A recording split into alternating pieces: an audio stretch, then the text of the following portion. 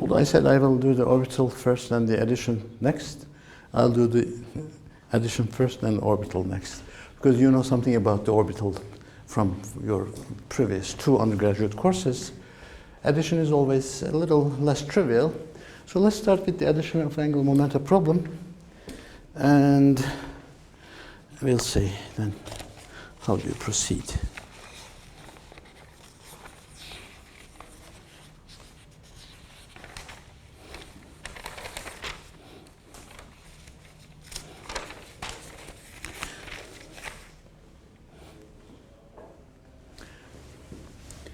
Addition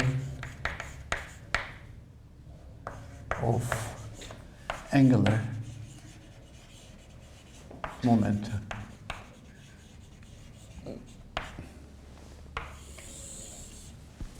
I will do this discussion as general as possible, and at the end of the day we will comment upon how it is applied to the addition of orbital plus the spin or 2 spin. Well, 2 spin problem is very much used in the context of quantum information theory or simple quark physics, etc. So it's a very simple but very useful, relevant problem. So let's keep the discussion as general as possible first. Consider 2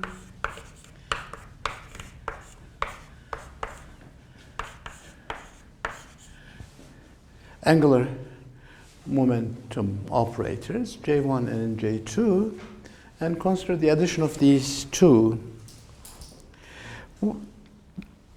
Well, they we take them to be independent. That is, J1 and J2 are 2 commuting operators in the first place.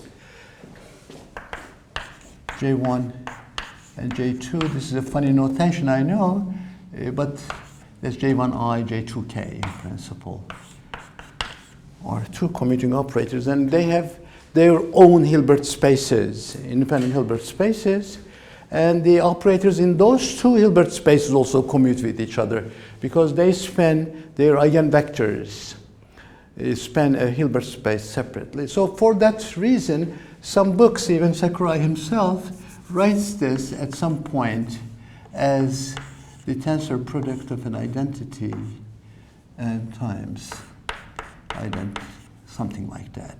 Well, that's a little, well, once we know what we are talking about, J1 and J2, this is not really necessary, right? So I will erase it. I will stick to the simple notation for not to complicate the notation. We know what we are talking about. This is this detail was because of the fact that the Hilbert space of the Hilbert space spanned by the eigenvectors of these 2 operators are separate, and there's no overlap. So the total Hilbert space is a tensor product. Therefore, any operator in here and in here, they commute with each other, etc. This is a little too much, as I said, as our purpose is not to give you too rigorous a mathematical formulation. You can forget about this. Remember that J1 and J2 are commuting operators, and each of them have the usual angular momentum commutation relations satisfied.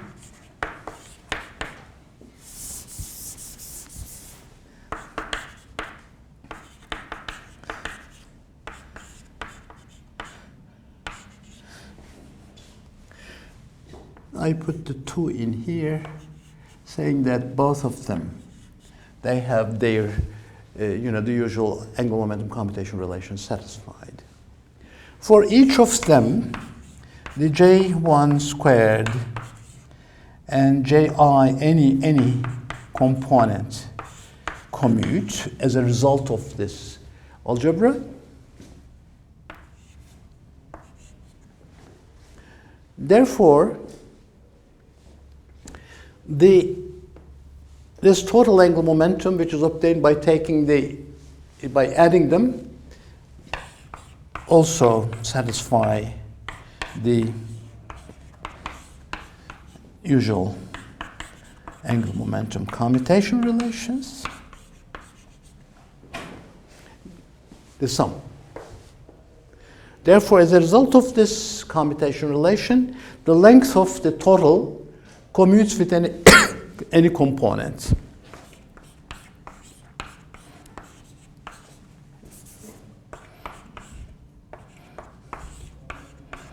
That's the length of the total.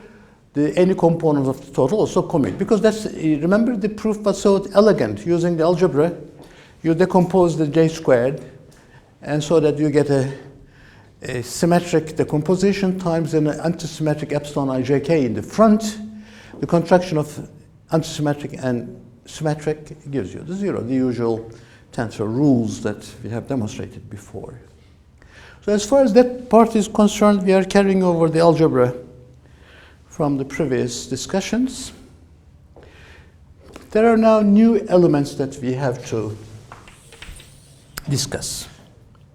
How can we construct the eigenvalue problem of this total angular momentum? Eigenvalue problem.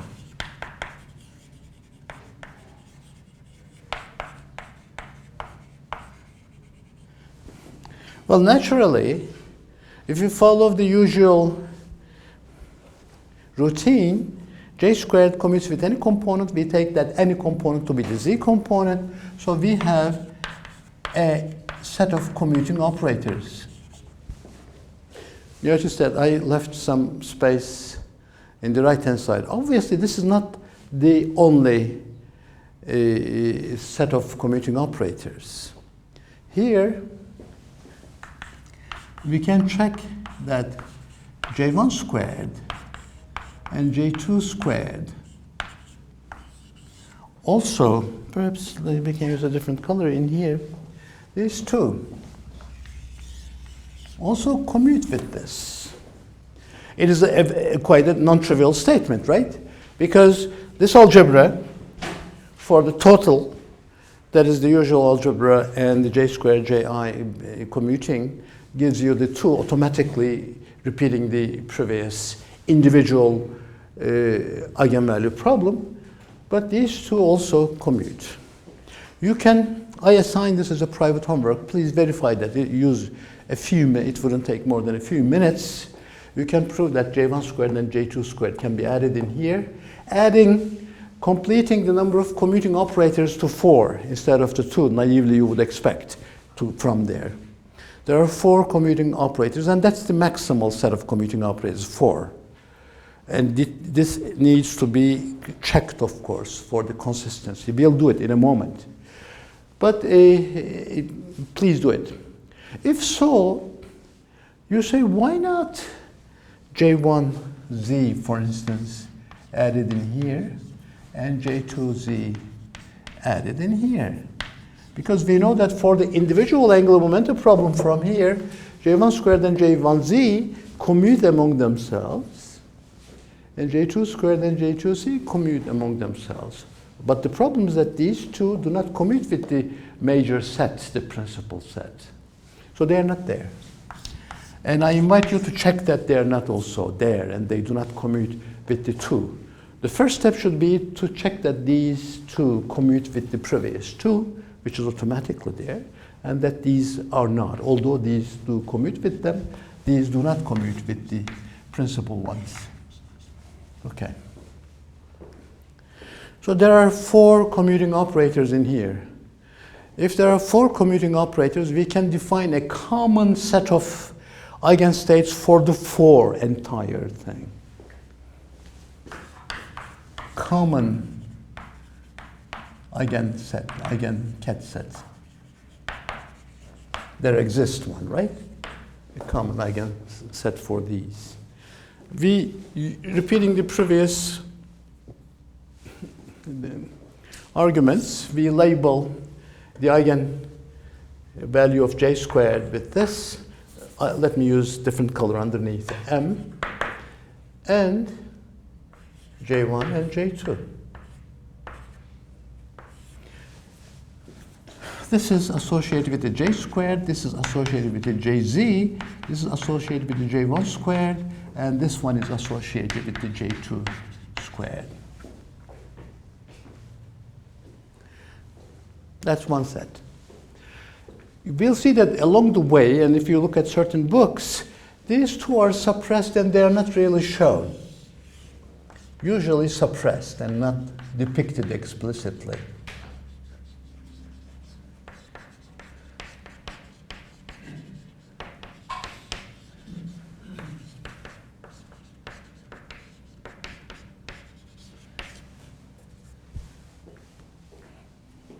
But that's not the entire story. We know, for example, going to these individuals, J1 squared and J1z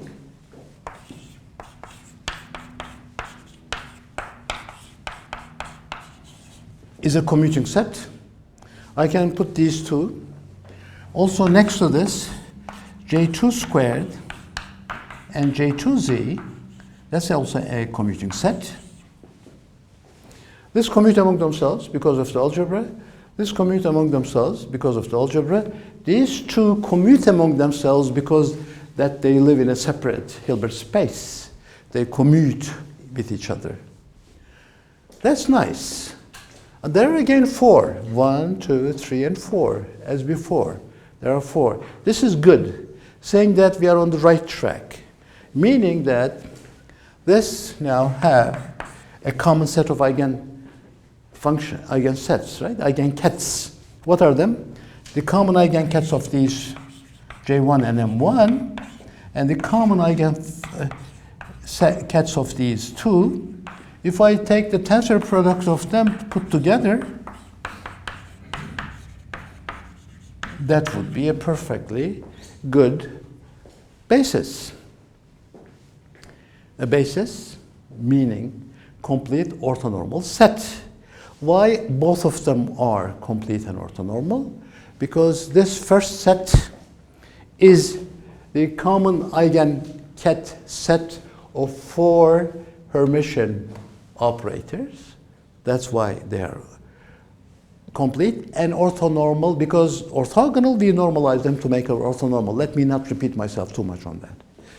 Here again, they are the common eigenkets of the 4 Hermitian operators again. Although there are 2 common among themselves, but there are 2 uncommon. So altogether 4, and there are these also basis set, complete and orthonormal. And this one is J1 squared, J1z. This is J2 squared and J2z. So identification is. Yeah. So let me write.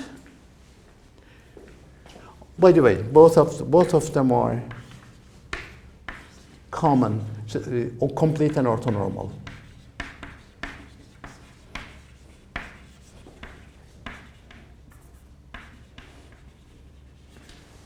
Meaning, if you choose, you can choose any of them as your basis set, and the other can be expressed in terms of it. And that also depends on your sort of the details of the problem, which set is more suitable, etc. This one is just a trivial terminology. This is called the coupled basis. This is uncoupled basis. You don't have to remember it. That's just a terminology. Of course, any of them can be expressed in terms of the other, and that kind of series or expansions are called the Klebsch-Gordon series and Klebsch-Gordon expansions. That is, if you then whichever you start with, the other will be its opposite, and we can demonstrate that the Klebsch-Gordon coefficients form elements of a unitary matrix.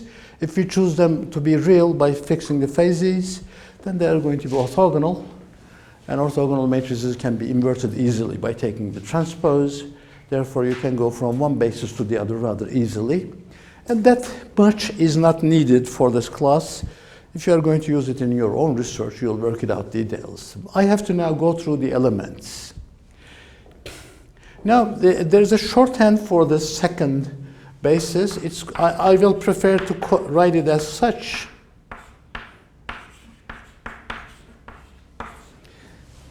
Put the J1 and J2 in the same position. Some people put it in the other way around, but I prefer to do it this way so that we can equally relate these two to each other. There it's suppressed, and I will suppress in here as well, saying that for given J1 and J2, we decompose and we find the other eigenvalues. For given J1 and J2, you can depict this as well. You can suppress it, do not depict it as well. So eventually, we'll be interested in the relationship between these two sets. But let's see, for given J1 and J2, how the new quantum numbers are related to the old ones. For given J1 and J2, how to determine J and M1, right? That's the question. Why this is relevant? For example, if you have two spin 1/2 problems, you know that spin the S1 and S2 are 1/2. So all you are interested in to find the total, the value of the total S, and in relationship with the value of the M associated with that. So for a given J1 and J2, how to determine the J and M? We'll do the following now. Let's write this Jm as an expansion in terms of this basis. And let's put a set of expansion coefficients, sum over M1, M2 is understood. As I am doing it for a given J1 and J2, although they are hidden as spectators in both left-hand side and right-hand side, I don't write them manifestly. They are there, hidden. Here and here. This is a shorthand. Well, this shorthand is very useful because if I act on it by the JZ, what do I get? Well, if I act on it by the JZ, this is defined as such, right? This is the eigenvalue of that, that's the eigenvalue of that, etc. So what is the left-hand side? Left-hand side is MH bar Jm. What is the right-hand side? In the right-hand side, I have to bring this operator in and write it as CM1, M2. This is the operator, JZ, moved inside. JZ is the sum of the Z components of J1 and J2. So this is J1Z plus J2Z, M1, M2. Nice, right? The arguments are usually so simple and beautiful, amazingly. So what is the now J1Z acting on M1? If you look at the second representation, this is associated with the J1Z. So it's M1 H bar. Let's put the H bar out, M1 plus M2. Right? That's what you get from the right-hand side. Then you do the following. So let me write two lines. I don't have to rush. So let me cancel H bars in both sides. MJM is equal to sum over M1 and M2, C, or rather, M1 plus M2, C, M1, M2, and M1, M2. This is a little invisible, I guess I will move away. So that's the equation I obtained from there.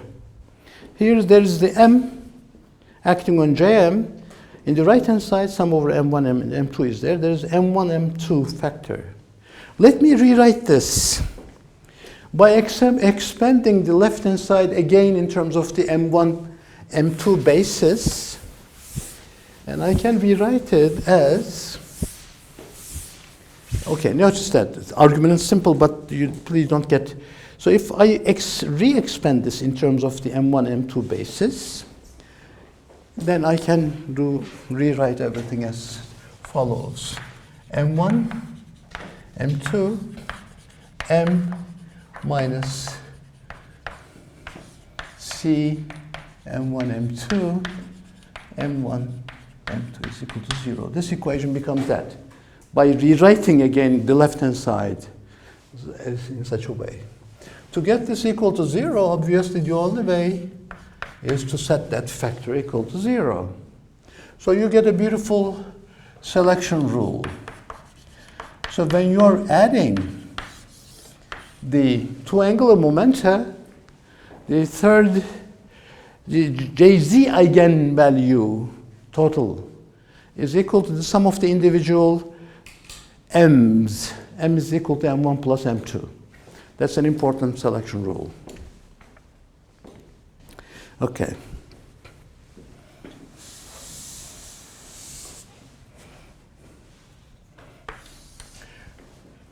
Let's move to the relating to the, so this is half of the answer to the question I have asked.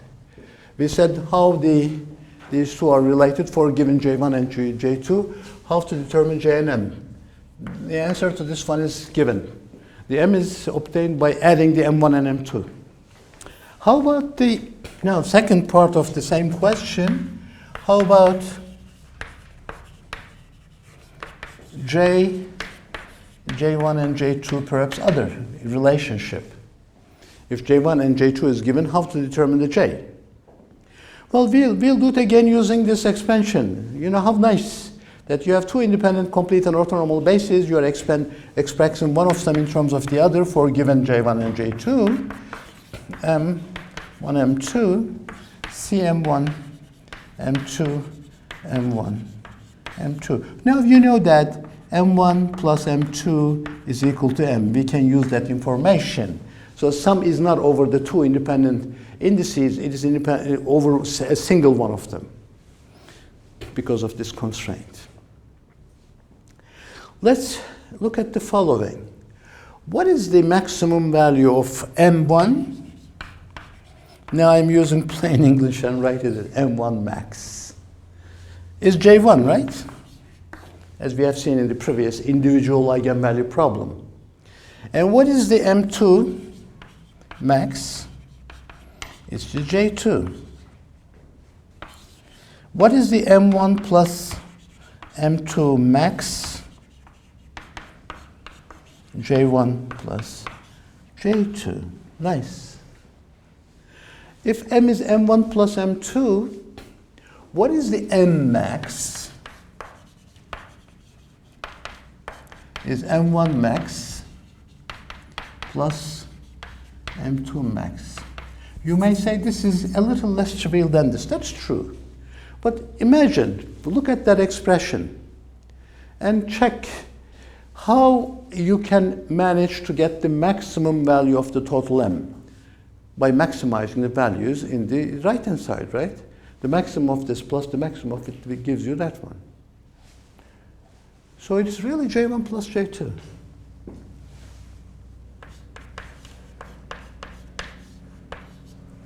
But what is the M max?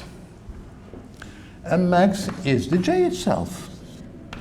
The usual rule, angular momenta, right? It's finished. So we get the maximum value of the J, J1 plus J2.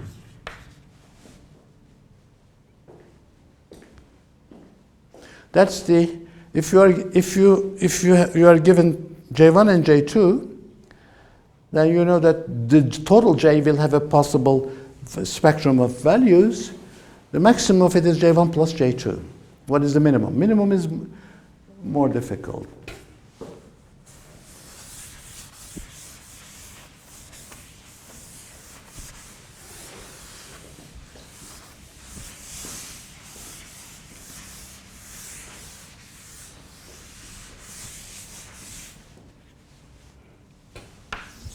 Question.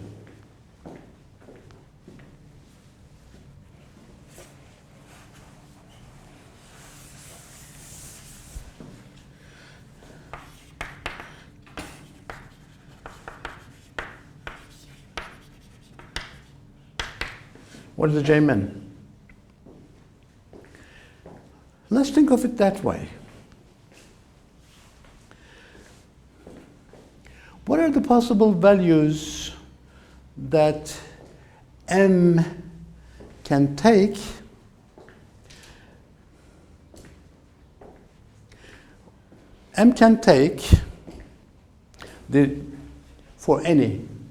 for given, okay, let's start. For given J, the M, the third component, can take values between here and there, right? For given J. If there's a single value of J, no problem. If there are many values of J, like this, that's the minimum part, and the maximum is going like that. That's the J axis, that's the M axis. And that's the J min, and that's the J max. These are the M's. Well, that's the usual rule, right? They are all centered symmetrically about. These are M values, M axis.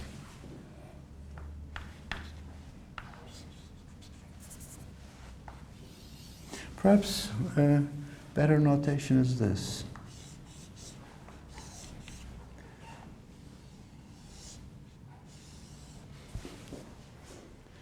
What are the number of M values for each possible values of J? It is 2J plus 1. Minus M. M goes from J to minus J. For each, it is 2J plus 1. For each possible values of M, for each J, of course, values of M is 2J plus 1. Minus J to plus J, minus J to plus J, minus J to plus J. Use sum it. But there are obviously there are different possible values of the J. So the possible values of M, all the possible values.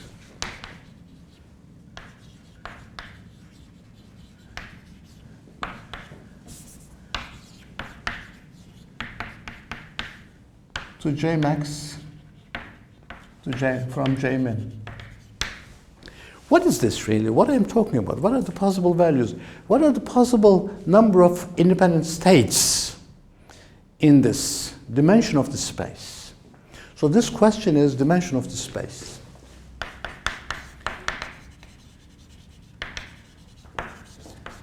Space spanned by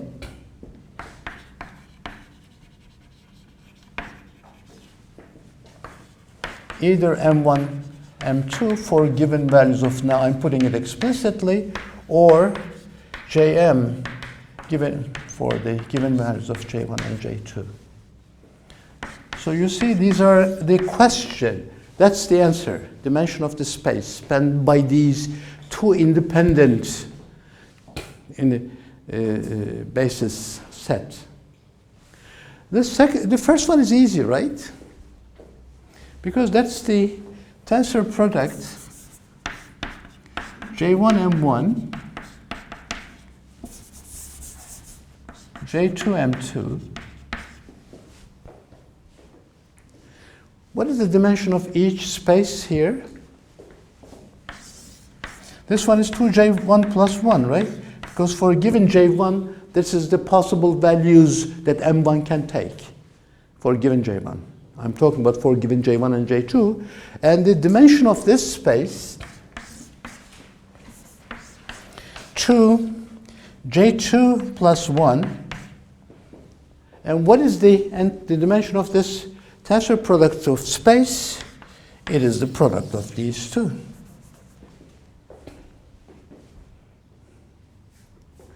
And what about the dimension of this space? It is this one. So these two should be equal.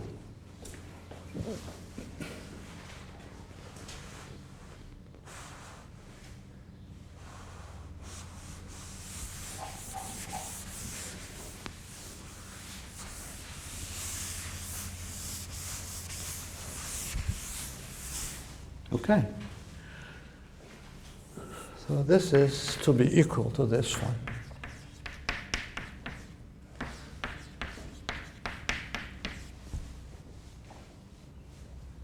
How do I solve that problem? Well, I'm trying to solve it to determine the J-min, because I have already determined the J-max. J-max was determined using very simple logic. J-max was J1 plus J2. So what is J-min? We will use this equation to determine the J-min. Okay. So I'm summing from here to there. Can we find a nice trick?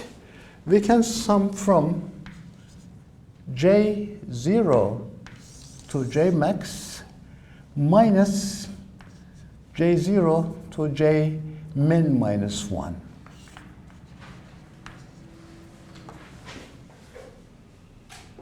If we think that J is increased by 1 unit in steps, so I will write it as follows.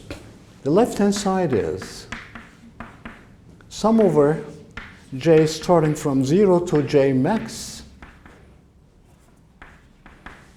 to J plus 1 minus starting from J equals 0 to J min minus 1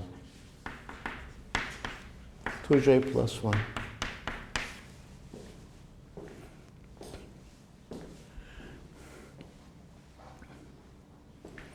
Which is twice, the first term is twice J max times J max plus 1 divided by 2. I'm using the Gauss's law of summing integers. Twice, because of this, 2, and the sum of J's. Remember, sum of n's. What does the Gauss does? He adds the first term and the last term and multiply by the number of the half of the entry. That's Gauss's law. I think Gauss was about 5 years old when he has discovered this law. This is the first, and the second one is the ones counted by J max times.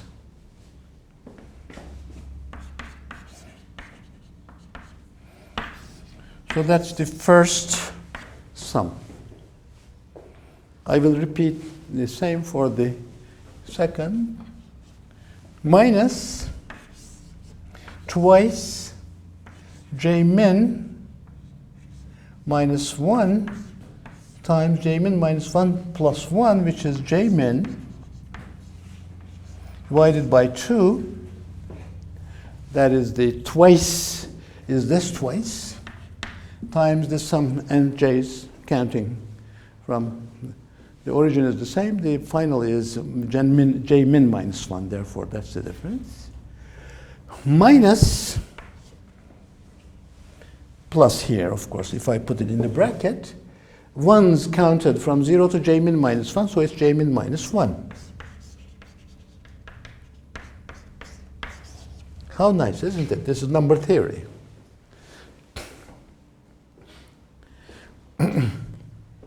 What is this? Is the left-hand side. Right-hand side is this. So we equate this to the right-hand side to determine the J-min.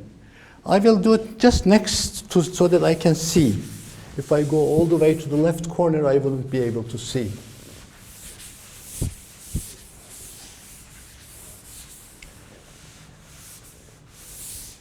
Okay. So there is. So what is this? J max plus 1 J max. J max. Well, let me put what J max is really instead of going through. J max is known to be this. So it is J1 plus J2 times J1 plus J2 plus 1. Because these two cancel. There is a J max, so it's another J1 plus J2, right? Minus J min, I don't know what that is, times J min minus 1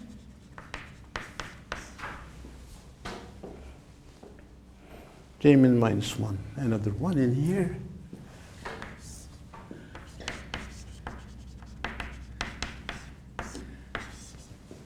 Correct? Is equal to 2 J1 plus 1, 2 J2 plus 1.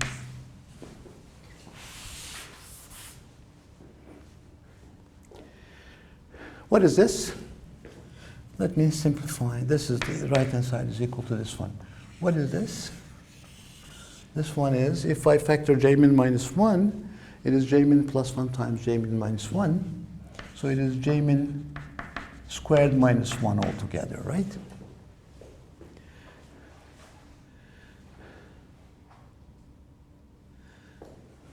This one.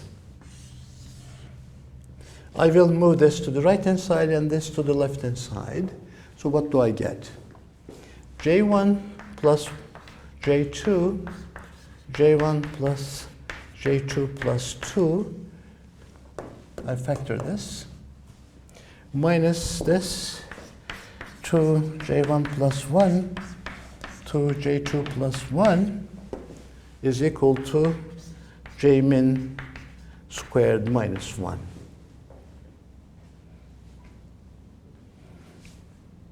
Therefore, J min squared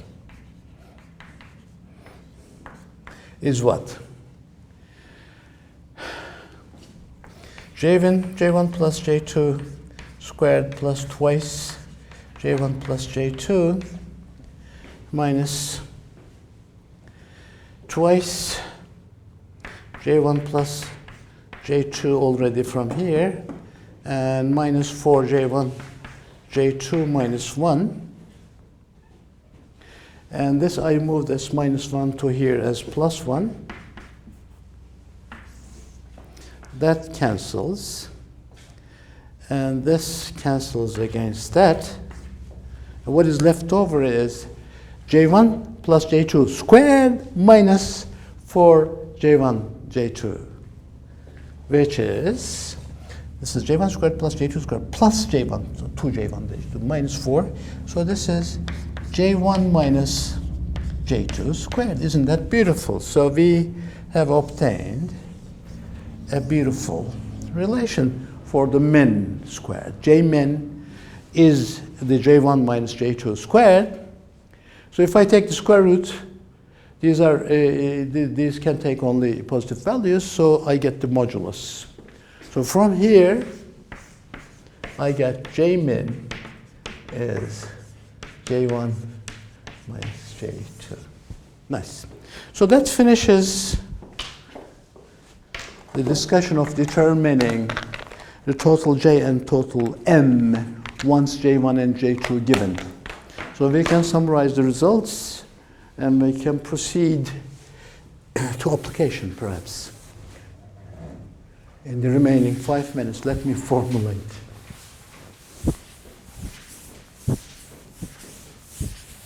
So, results for given J1 and J2, M is M1 plus M2, J is from J1 minus J2 to J1 plus J2. It takes values within that range. For each, of course, for each, M has a range going from the maximum value of this down. For each of them, there are values of M, which gives you the consistently that the total number of dimensions looked at from different perspectives are the same. I think that's really the basics of the addition of angular momenta, and it's a very powerful theorem which we can apply. Example, addition of 2 spin 1/2s. 2 spin 1/2. That is a very important problem in the context of quantum informatics. And you think 2 electrons frozen in time, and you're looking at the total spins of it. So we are really looking at the S is S1 plus S2. Each of them are spin 1/2.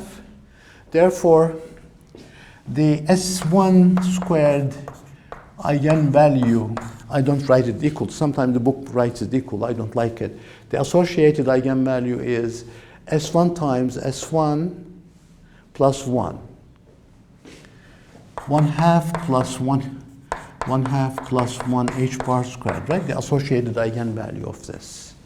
And similarly for this, the same, which is 1/2 times 3/2, 3/4 of h bar squared. They are really given. Once you have 2 electrons, you know that the S1 and S2 eigenvalues are fixed, either 1/2 or their eigenvalues is fixed such like that. So what are the total possible values that S can take? The possible values that S can take is, I denoted as with the little s, S1 minus S2 to S1 plus S2. This one is 0, this one is 1/2 plus 1/2, 1. So the total angular momentum, total spin, the S, has 2 possible values, 0 and 1. And for this, MS has the possible values here. For this, it is 0, and for this, it is 1, 0, and minus 1, right? These are the S's, these are the associated M's. So what are the states now? The states, I have 2 bases, and let me list the bases. And what are they? The first one is S1 M1 and S2 M2, which is symbolically written as M1 M2 and S1 S2, and these are suppressed. Well, they're already fixed anyway, 1/2. Then that's the only possible value. So it is M1 and M2.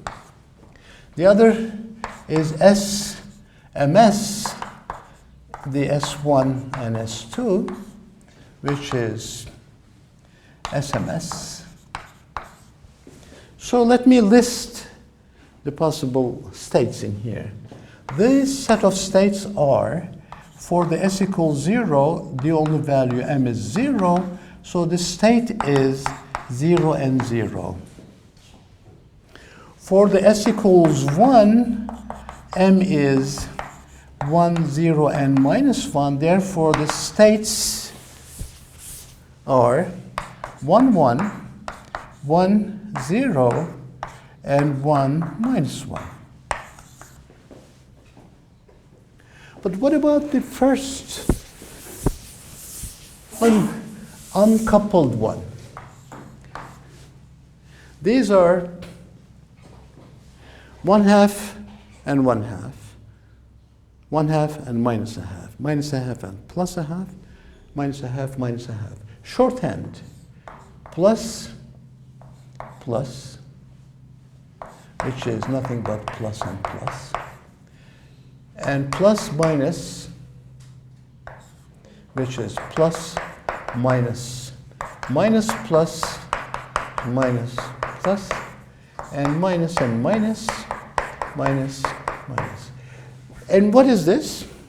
Well, remember we said we can have either these notations, plus or up, or denoted even with 1/2. These are all the representation of the spin 1/2 eigenstates. As the S itself is 1/2, the only label which enters here is the value of the MS. This is MS plus 1/2 meaning. This is MS plus 1/2 meaning. This is MS up, that's the meaning. They are all symbolically the same notation. These are the uncoupled representations. These are the coupled representations. And the question is how to express one in terms of the other. We'll spend a few minutes after the break on the relationship between these two. They are quite important things. And we have played a lot with those, remember, in the beginning when we were discussing Stenger law experiment and the physics of Stenger law. And then I will, after finishing that discussion, I will briefly touch upon the orbital angular momentum and the kinetic energy expressed in terms of the orbital angular momentum. Sorry for saying. Yeah.